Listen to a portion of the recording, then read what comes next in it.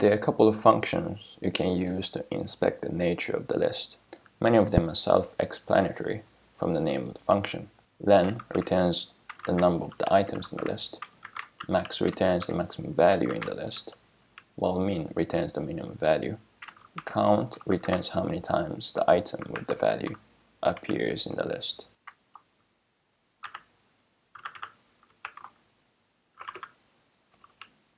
Index finds the value in the list and returns the index of the item within the list, and returns -1 if that value is not found. Since we do not have contain function to check if a particular value appears in the list, we can write it with either index function or count function.